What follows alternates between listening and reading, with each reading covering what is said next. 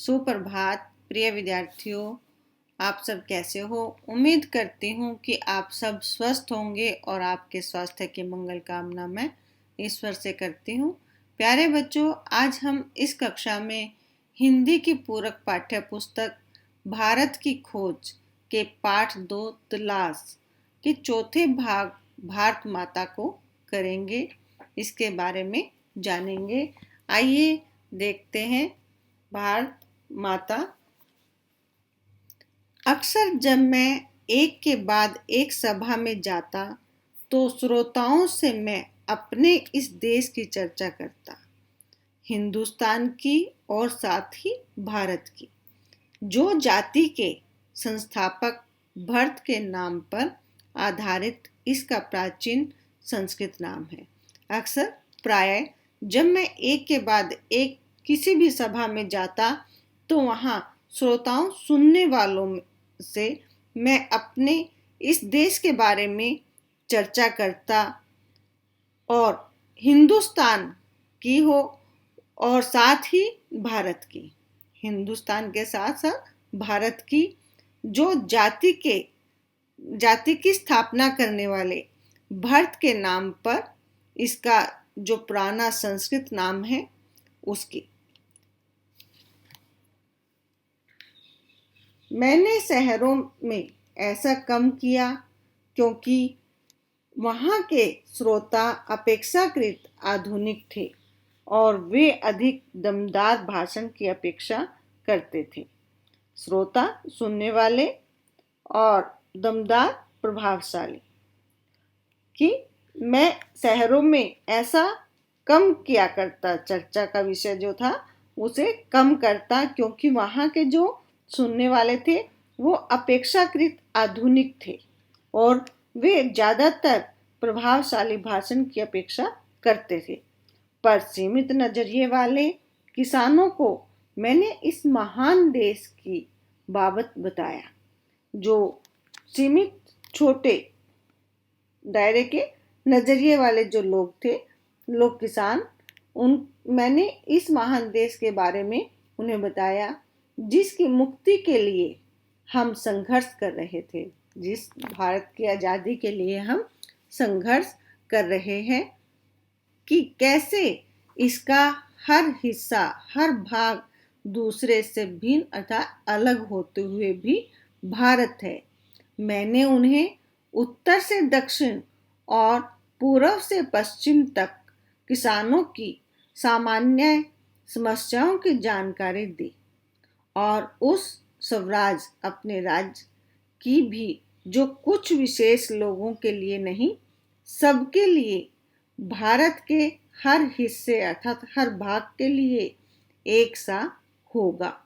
मैंने उन्हें सुदूर का अर्थ है बहुत दूर तक, उत्तर पश्चिम में खैबर पास से कन्याकुमारी या केप कोमरिन तक अपनी यात्रा के बारे में बताया। उन्होंने वहाँ उत्तर पश्चिम में खैबर पास से कन्याकुमारी या केप के कोमरिन तक अपनी यात्रा के बारे में बताया।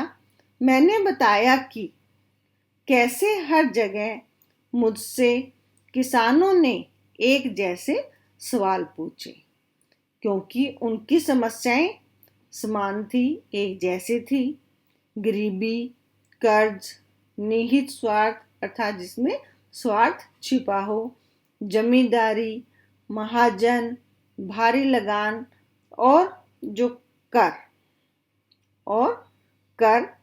पुलिस के अत्याचार, जो पुलिस उन पर शोषण करती थी, और ये सब उस ढांचे में लिपटे हुए थे। ये सारी चीजें एक ढांचे में एक जगह लिपटी हुई थी जिसे हमारे ऊपर विदेशी हुकूमत, जो विदेशी शासन था, ने आरोपित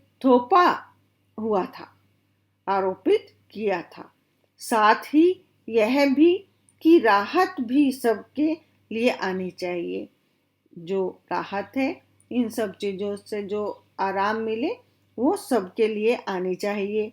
मैंने इस बात की चेष्टा की वे भारत को अखंड अर्थात पूरा, भारत को समूचा अर्थात पूरा मानकर उसके बारे में सोचें।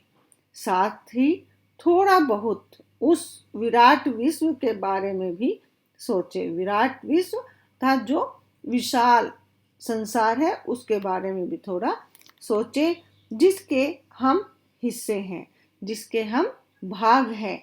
यह काम बहुत आसान नहीं था।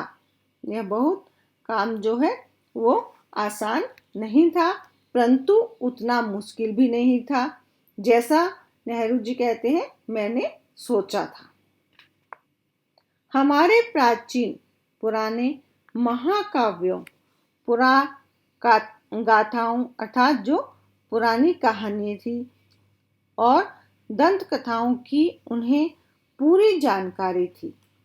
इस साहित्य ने अपने देश की अवधारणा से उन्हें परिचित करा दिया था। जो यह साहित्य था, इस साहित्य को उन्होंने अपने देश की जो सारी पहली जो सोच थी उनसे परिचित, उनकी जानकारी करा दी थी। इन लोगों में से हमेशा कुछ ऐसे भी होते ही थे जिन्होंने भारत के चारों कोनों में स्थित धार्मिक स्थलों की यात्रा की थी। उनमें से कुछ लोग ऐसे भी थे जिन्होंने भारत के चारों कोनों में जाकर धार्मिक यात्रा की थी। कभी कभी जैसे ही मैं किसी सभा में पहुंचता था, मेरे स्वागत में अनेक कंठों का स्वर गूंज उठता था।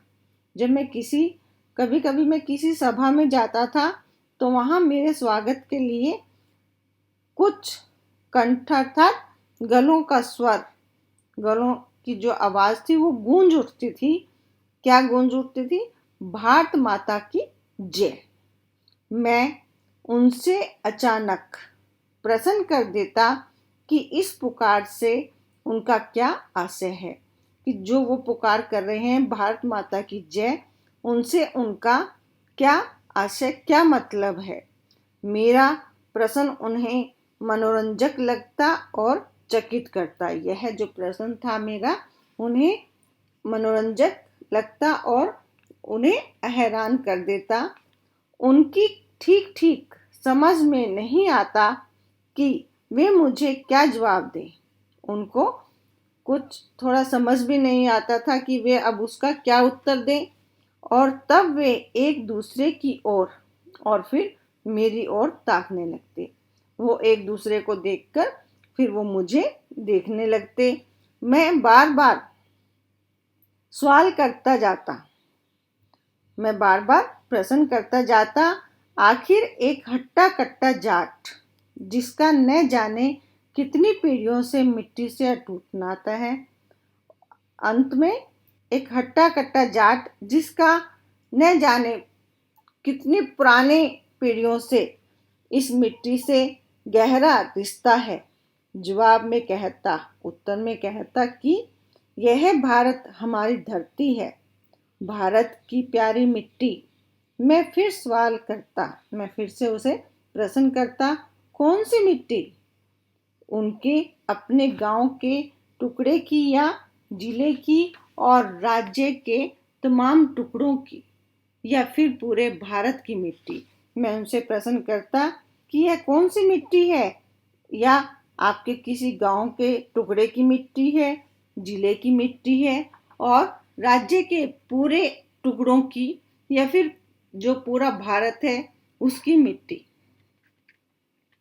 प्रश्न उत्तरों का यह सिलसिला जब तक चलता रहता तब तक वे प्रयत्न करते रहते।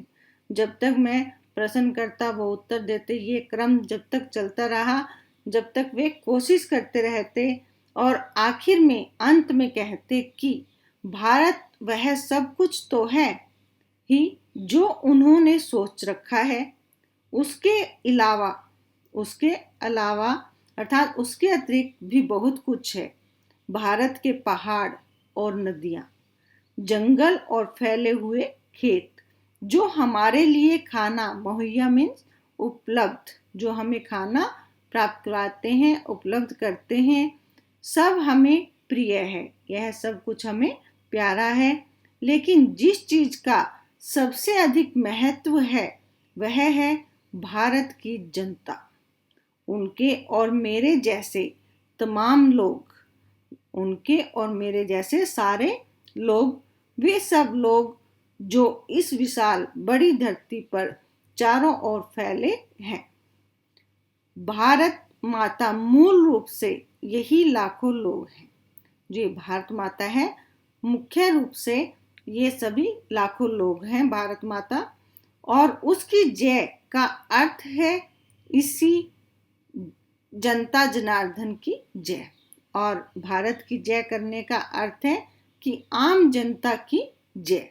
मैंने उनसे कहा कि तुम भारत माता के हिस्से हो, तुम भारत माता के एक भाग हो, एक तरह से तुम खुद ही भारत माता हो।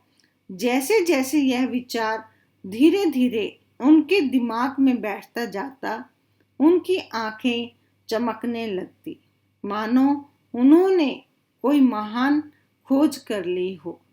तो नेहरू जी ने इस प्रकार भारत माता की चर्चा अपने आसपास के लोगों से की। तो प्यारे बच्चों, आप भी भारत माता के इस भाग को पढ़ना और उसमें से प्रश्न उत्तर निकालना, अपना कार्य करते रहें।